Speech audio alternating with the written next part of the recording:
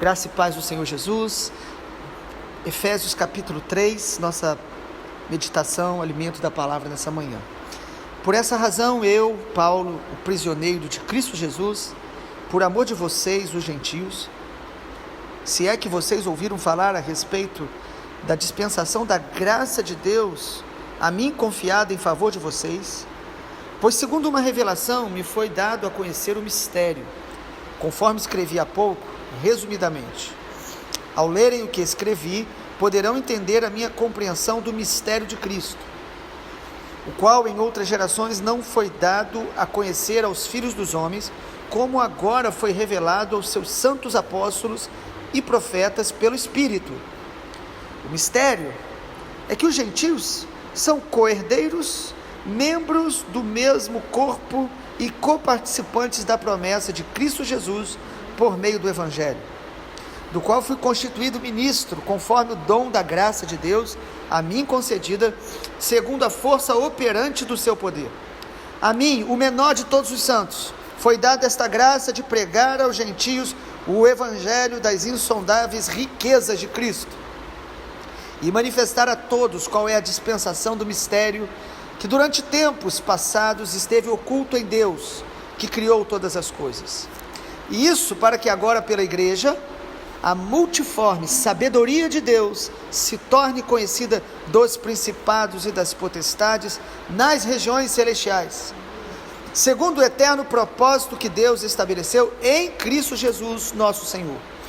Em Cristo temos ousadia e acesso a Deus com confiança, mediante a fé nele. Portanto, eu peço que não desanimem por causa das minhas tribulações em favor de vocês, pois isso é motivo de honra para vocês.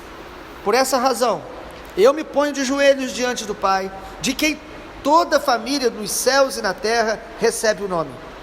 Peço a Deus que, segundo a riqueza da sua glória, conceda a vocês que sejam fortalecidos com poder, mediante o seu Espírito, no íntimo de cada um, e assim pela fé, que Cristo habite no coração de vocês, estando vocês enraizados e alicerçados em amor.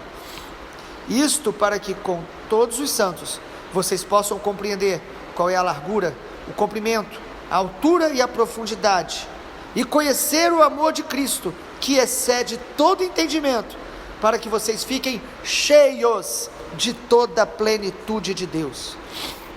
Ora, aquele que é poderoso para fazer infinitamente mais do que tudo que pedimos ou pensamos, conforme o seu poder que opera em nós, a ele seja a glória na igreja e em Cristo Jesus, por todas as gerações, para todos sempre.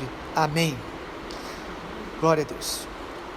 Estamos lendo e meditando na carta do apóstolo Paulo à igreja de Éfeso, a partir da verdade que está no capítulo 1, que Paulo orava para que os olhos espirituais da igreja fossem abertos. Nós precisamos orar para que os nossos olhos espirituais estejam sendo abertos constantemente. E no capítulo 3, o que nós queremos destacar é que os nossos olhos espirituais precisam estar abertos para que a gente compreenda a nossa vocação, o nosso chamado. E Paulo começa reafirmando que ele sabia qual era o seu chamado. Todos nós temos um chamado geral da parte de Deus: servir, amar, pregar o Evangelho em toda oportunidade, uma vida de intercessão, é um chamado geral. Mas temos também chamados específicos que Deus vai mostrando enquanto a gente o serve, o quanto a gente o busca. Ele vai mostrando e às vezes de maneira muito natural nós vamos percebendo, descobrindo. O apóstolo Paulo teve a honra de, lá em Atos, quando o Senhor Jesus aparece para ele e ele se converte, o Senhor Jesus já fala para ele: eu vou mostrar a você o quanto importa sofrer por causa do meu nome. E logo no início ele percebeu que o chamado específico dele era ir pregar o Evangelho para os não-judeus, que na Bíblia a gente chama de gentios. Paulo entendeu: o meu chamado é missionário para os gentios, os que não são judeus. O apóstolo Pedro tinha um chamado específico para os judeus. Mas o que é importante no capítulo 3, percebemos, é que Paulo, pelo Espírito Santo, ele compreendia o seu chamado. E ele compreendia alguns aspectos importantes que a gente precisa perceber, porque o chamado do apóstolo Paulo serve de modelo para a igreja na história. Ele mesmo disse isso lá em Timóteo. Ele serve como um modelo. Deus, ele alcança algumas pessoas para que sirvam de paradigmas para que a gente possa ter algum tipo de modelo. São ícones que o Senhor levanta para nos inspirar. Primeiro, Paulo entendia as provações do seu chamado. Importante, amado, a gente perceber isso. No versículo 1, como que ele se apresenta? Ele diz: por essa causa eu, Paulo, o prisioneiro de Cristo Jesus, por amor de vocês, os gentios. Paulo, quando escreveu a carta à igreja de Éfeso, estava preso, foi na primeira prisão dele. Por isso que ele diz: eu, prisioneiro. Mas é muito interessante que ele não fala prisioneiro do Império Romano. Ele fala: eu, prisioneiro de Cristo. Porque ele sabia que ele estava preso por uma permissão do Senhor, e que a prisão não ia impedi-lo de servir a Deus. Em outro momento ele diz: eu estou preso, mas a palavra de Deus não está presa. Colocavam diante dele aqueles soldados para o proteger, para vigiar, melhor dizendo, e ele pregava para os soldados. E ele escreve em uma das suas cartas dizendo que os santos da casa de César estavam mandando abraço. Amado, muitos se converteram no Império Romano, e muitos soldados, porque o apóstolo Paulo pregava o tempo todo, ele falava do Senhor Jesus. Então ele entendia que essa provação que ele estava passando fazia parte do chamado dele, não era acidental. Nós precisamos entender uma coisa: dentro do nosso chamado existem provas, existem situações, circunstâncias que Deus vai permitir, e que não vão impedir o nosso chamado, pelo contrário, vão nos aperfeiçoar, vão nos tornar mais dependentes de Deus, vão nos tornar mais cheios da graça de Deus. Versículo 13, olha o que ele diz: portanto eu peço que não desanimem por causa das minhas tribulações em favor de vocês, pois isso é motivo de honra para vocês. Ele descreve o chamado dele no capítulo 3, ele fala também, nós vamos dizer um pouco sobre o chamado da igreja, mas ele diz: não desanimem, porque muitas pessoas, quando viram ele sendo provado, ficaram desanimados. Como que pode um apóstolo estar preso? Eu estou sentindo falta dele. Mas outros de outras igrejas, pelo contrário, se animaram muito mais, falando: nosso irmão em Cristo, Paulo, está preso, nós vamos continuar fazendo a obra, nós vamos continuar buscando a Deus. Amado, provação não destrói a nossa fé.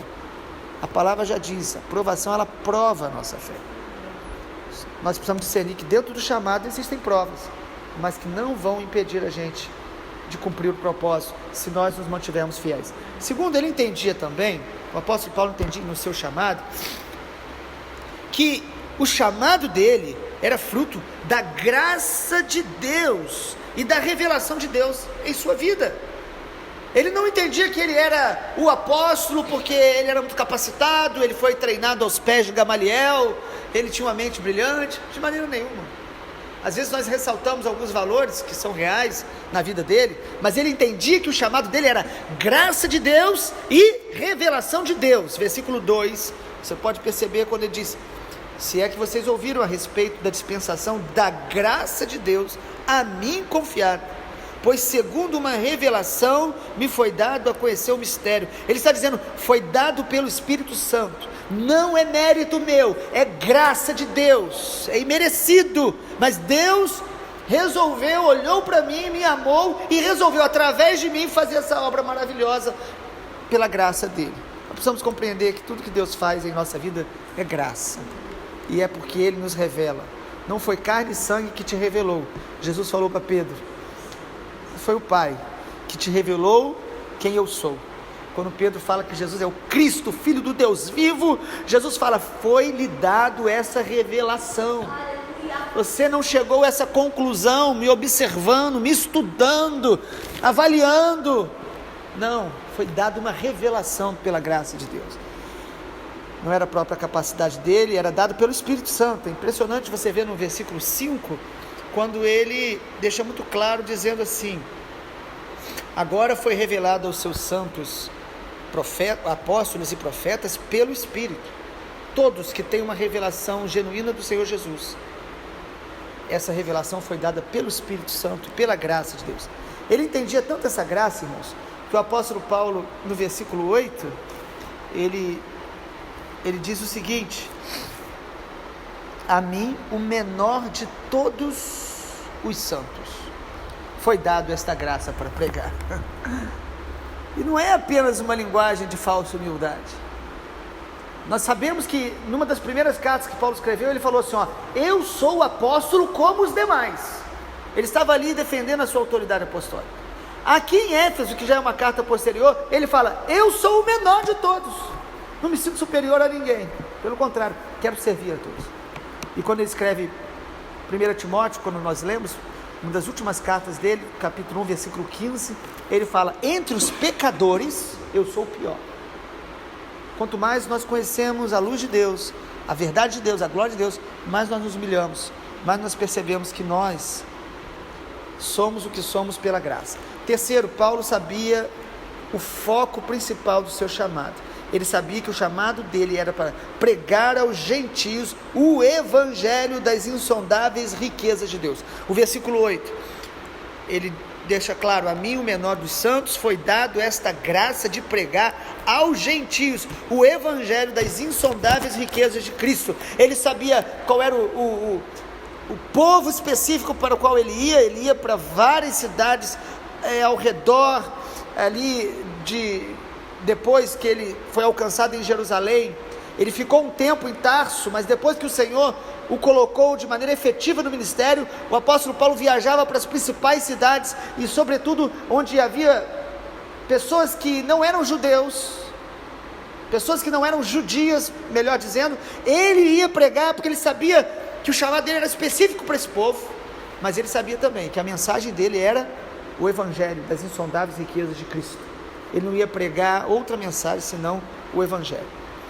E em quarto lugar, Paulo também entendia a abrangência do seu chamado. Ele sabia que ele precisava levar o evangelho a todas as nações, os povos não alcançados. No versículo 5, ele fala, o qual em outras gerações me foi dado a conhecer aos filhos dos homens, não foi dado a conhecer, como agora foi revelado aos seus santos apóstolos e profetas pelo Espírito. E no versículo 6 ele fala qual é o mistério que ele pregava. O mistério é que os gentios são co-herdeiros, membros do mesmo corpo e co-participantes da promessa em Cristo Jesus por meio do Evangelho. Irmãos, o apóstolo Paulo entendia que a salvação para os gentios era o mistério de Deus que os antigos profetas não conseguiam compreender. Porque quando a gente lê a palavra mistério, a gente pensa numa coisa que a gente nunca vai ter acesso. Paulo disse que não, o mistério foi revelado a ele. Qual é o mistério revelado a ele? Que a salvação não é apenas para os judeus. Na antiga aliança, por causa da promessa de Deus a Abraão, eles entendiam que Israel era o povo exclusivo de Deus. Israel nunca foi, não é o povo exclusivo de Deus. Israel foi chamado e separado para ser um povo singular para Deus, que é diferente. Deus alcançou Israel como nenhuma outra nação e escolheu para um propósito. E qual é o propósito? Levar a revelação de Deus a todos os povos e nações. O apóstolo Paulo compreendeu então a dimensão e também ele compreendeu a origem do seu chamado. Ele entendeu que o chamado dele não nasceu aqui, no seu tempo. Ele diz, esse mistério estava oculto em todas as gerações. Deus decidiu salvar as nações desde a eternidade. Mas agora, pelo Espírito Santo, o apóstolo Paulo compreendeu esse chamado. Ele inaugurou esta revelação do Senhor sendo expandida para todos os povos. Ele queria ir até a Espanha, como ele fala na palavra de Deus, e alguns acreditam que ele chegou, mas não há tantas evidências quanto a isso. Então ele entendia tanto a origem do seu chamado, que é na eternidade, o propósito de Deus, esse mistério, quanto a abrangência, é para que todos os povos conheçam o Senhor. E a partir disso, amado, o apóstolo Paulo faz uma oração, versículo 14. Os irmãos perceberam que no capítulo 1 ele estava orando pela igreja? E agora no capítulo 3, versículo 14, ele faz uma oração pela igreja. Ele fala, por esta razão. Por qual razão? porque nós temos acesso através de Jesus ao Pai, porque nós temos um chamado, porque a igreja é multiforme. Ele diz: eu me ponho de joelhos diante do Pai, de quem toda família nos céus e na terra recebe o nome. Toda família tem um Pai, é um reflexo que nós temos um Pai celestial e eterno. E qual é a oração de Paulo pela igreja? Quero destacar pelo menos 2 aspectos. Primeiro, Paulo ora para que a igreja seja fortalecida diariamente com o poder do Espírito Santo. Você ora por isso na sua vida? E não é uma oração apenas repetitiva, mas é uma oração consistente e necessária e urgente. No versículo 16, olha o que ele diz: eu peço a Deus que, segundo a riqueza da sua glória, conceda a vocês que sejam fortalecidos com poder, mediante o seu Espírito, no íntimo de cada um. Uma outra versão diz: no seu homem interior. Então Paulo orava para que a igreja cumprisse a vocação dela. A igreja só cumpre o seu chamado quando ela está cheia do Espírito Santo. Nós precisamos orar para sermos fortalecidos pelo poder do Espírito Santo todos os dias no nosso homem interior, no nosso espírito. Romanos 7:22 diz que o nosso homem interior tem prazer em Deus. A nossa carne não tem, mas o nosso espírito tem prazer em Deus. 2 Coríntios, se você olhar a segunda carta de Paulo aos Coríntios, capítulo 4, versículo 16, diz que o nosso homem interior deve ser renovado dia a dia. Todos os dias nós devemos orar para ser cheios e fortalecidos com o poder do Espírito. Em 1 Pedro 3,4 diz que o nosso homem interior deve ser adornado, deve ser revestido da beleza de Cristo, da verdade de Deus. E a segunda oração que o apóstolo Paulo faz, que também é essencial pela igreja, para que a gente cumpra o chamado de Deus, ele orava para que a igreja fosse cheia da plenitude de Deus. Plenitude de Deus. Não apenas que o poder do Espírito esteja fortalecendo o meu homem interior para o dia a dia, mas para que a gente possa estar experimentando esse enchimento do Senhor, que nós vamos ver em Efésios capítulo 5. Enchei-vos do Espírito não é uma opção, é um mandamento. É um convite intenso, como alguém que disse para você: amanhã é o meu aniversário e eu quero você lá. É um convite, mas há uma intensidade. O Senhor está dizendo: encha-se do Espírito Santo. E existe uma responsabilidade nossa nessa busca, e Paulo ora aqui para que a igreja fosse cheia da plenitude de Deus. Versículo 19: conhecer o amor de Cristo, que excede a todo entendimento, para que vocês fiquem cheios de toda a plenitude de Deus. Nós não devemos nos conformar e nos acomodar a uma vida rasa em Deus. O Espírito Santo mora em nós, habita em nós, se nós cremos em Jesus, mas Ele quer nos encher, Ele quer nos surpreender, Ele quer nos fazer transbordar dEle, e isso deve ser buscado, isso deve ser ansiado. Nós precisamos pedir a Deus, não só para nos encher do Espírito, nós precisamos pedir a Deus para aumentar a nossa sede, e a nossa fome pela glória dEle, e Ele não faz isso de maneira automática, mecânica. É um relacionamento, onde nós devemos chegar a Ele e falar: Senhor, eu quero amá-lo mais, eu quero conhecê-lo mais, e ter novas experiências de enchimento da Tua presença na minha vida, o enchimento que nos faz transbordar, e nos faz derramar sobre aqueles que estão perto da gente, mais do Senhor.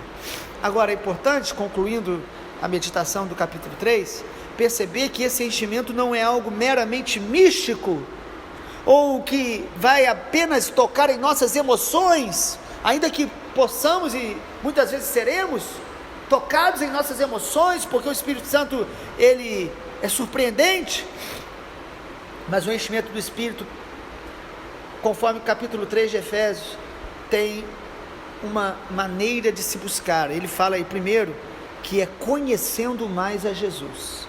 O versículo 17, ele diz: peço a Deus, no versículo 16 ele fala, peço a Deus que segundo a riqueza da glória conceda que vocês sejam fortalecidos.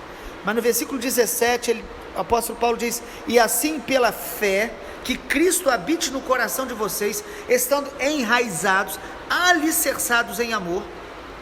Isso para que vocês, com todos os santos, compreendam a largura, o comprimento, a altura e a profundidade, e conhecer o amor de Cristo, que excede a todo entendimento, para que vocês sejam cheios de toda a plenitude de Deus.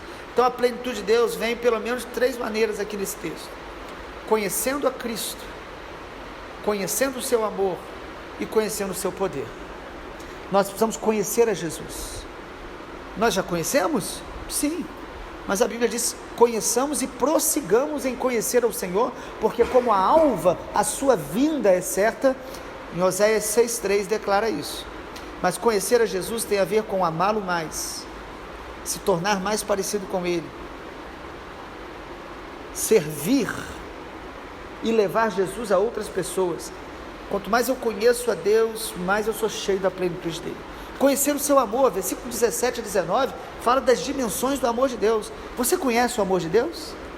Mas é conhecer no nível experimental, quando você começa a compreender, meditar, ler e buscar a face de Deus, e o amor de Deus que você e eu conhecemos de maneira teórica, começa a se tornar real, vivo, e ele começa a trazer cor em nossos olhos espirituais. Nós começamos a perceber que nós somos amados por Deus, que Ele é amor, e isto vai nos enchendo da plenitude de Deus, conhecer esse amor. E o texto diz, enraizados e alicerçados no amor de Deus. Quanto você quer ser cheio do Espírito Santo, é impossível ser cheio do Espírito Santo sem ser cheio do amor de Deus, sem compreender o amor de Deus. E quanto mais eu compreendo o amor de Deus, eu amo as pessoas, e o Espírito Santo me enche do seu amor. Há pessoas que limitam o Espírito Santo a uma manifestação física, mas biblicamente é conhecer a Jesus, conhecer o seu amor e conhecer o seu poder, conforme o versículo 20.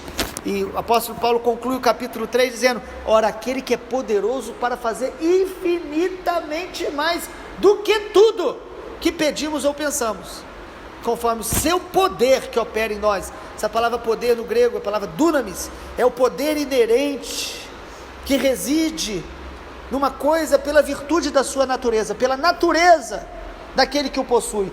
O poder aqui é o poder de Deus. Então eu sou cheio da plenitude de Deus à medida que eu conheço o seu caráter em Cristo Jesus, conheço o amor de Deus e conheço o seu poder.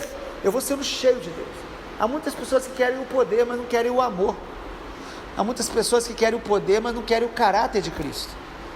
Ser cheio da plenitude de Deus é se tornar mais semelhante a Jesus, no seu caráter, e o poder de Deus vai se manifestar na nossa vida. Vamos orar? Pai, a nossa oração nesta manhã é a mesma oração que o Senhor levou o apóstolo Paulo a fazer pela igreja de Éfeso. Encha-nos do teu Espírito Santo, esvazia-nos de nós mesmos, dos nossos preconceitos, de toda manifestação de religiosidade vazia. Senhor, em nome de Jesus, nos sonda, mostra aquilo que em nós nos torna resistentes a uma obra mais plena do Espírito Santo. Nos encha do Senhor, nos encha do teu caráter, do teu amor, da tua pureza, da simplicidade de Cristo e do poder do Senhor, do poder não apenas para nos emocionar, mas para nos transformar e nos tornar canais para levar o Evangelho do Reino de Deus a toda criatura e manifestar Jesus no nosso dia a dia. Pai, nós oramos assim em nome e para a glória de Jesus. Amém, Senhor.